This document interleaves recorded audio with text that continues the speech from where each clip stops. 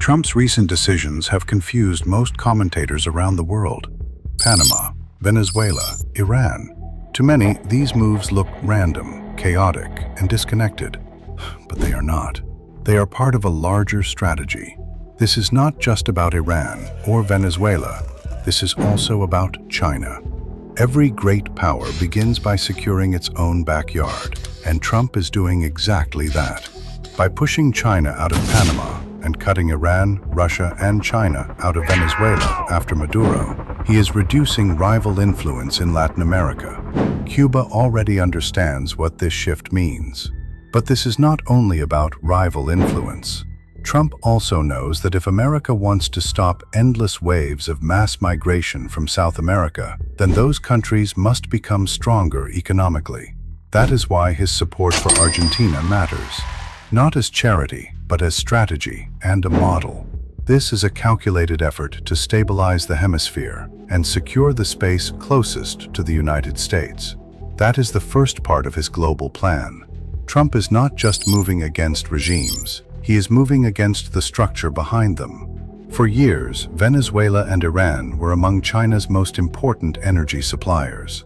At the same time, the Islamic Republic kept the Middle East in constant instability through proxy networks and regional pressure, forcing the United States to waste military and economic resources, lose strategic focus, and basically making America be stretched too thin to be effective. And that was the point. As long as the Islamic Republic keeps the region and the global energy market unstable, the United States can never fully focus on Beijing and other deeper issues. So if the regime falls, China loses more than just a main energy provider.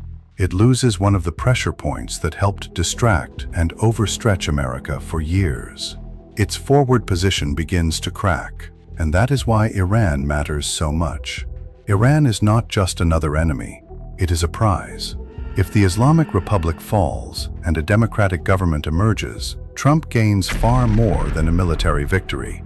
He opens one of the biggest and richest and most untouched markets in the world to the United States, locks the region into a long-term pro-American alignment, reduces chronic threats to energy security, and weakens the anti-American bloc at one of its most important points. But this isn't just about enemies. It was also about allies. The US is not desperate for help from its allies. The Iranian regime had already been weakened by years of incompetence, regional overreach, and repeated blows from the United States and Israel. So when Trump asked America's allies for support, he was doing something bigger than coalition building. He was testing loyalty. Who truly stands with the United States, and who only uses America when it is convenient? That was the real test, which many Europeans failed. And then comes the deepest layer of all. The battle over the anti-American narrative. For years, failed wars and messy interventions didn't just damage US credibility abroad, they rewired how Americans see themselves. The dominant story became simple.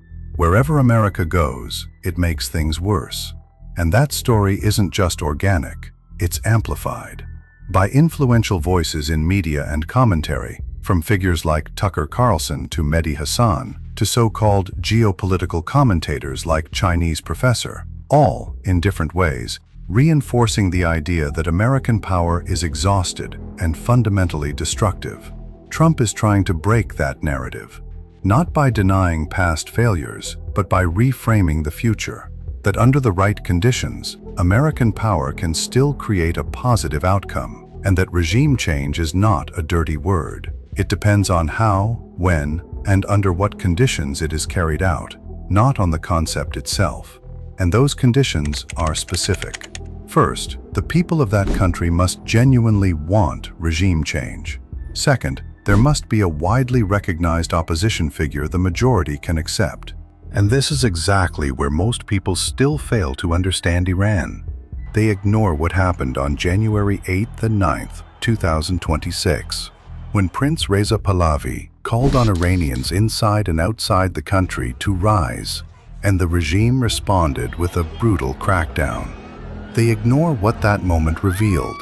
that a large number of Iranians inside the country and across the diaspora can rally around a single recognizable figure, and that changes everything. And this is where most analysts make a critical mistake. They keep looking at Iran through the Iraq model.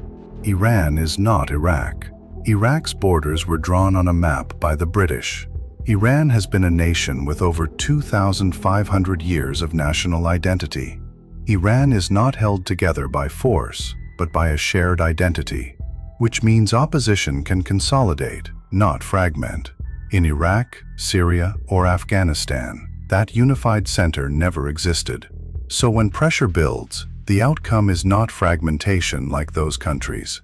It is stronger unification. The Islamic regime knows this, and that is why it has put a lot of effort to push the narrative that Iranians are divided. Trump knows this too, and he knows that success in Iran could be as big as the fall of the Berlin Wall. A unified, democratic, rich nation of 90 million, grateful to America, will for decades change the existing anti-American narrative.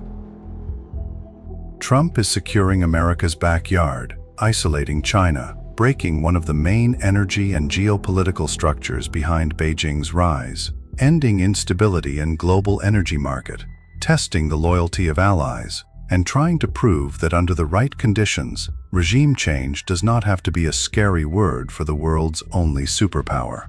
This is not just policy. It is the outline of a new global order, with the United States as the undisputed superpower. And the real question is no longer whether this strategy exists. The real question is, which countries recognize where this is going and align with it early, and which ones misread it and find themselves on the wrong side of a system that is already being reshaped.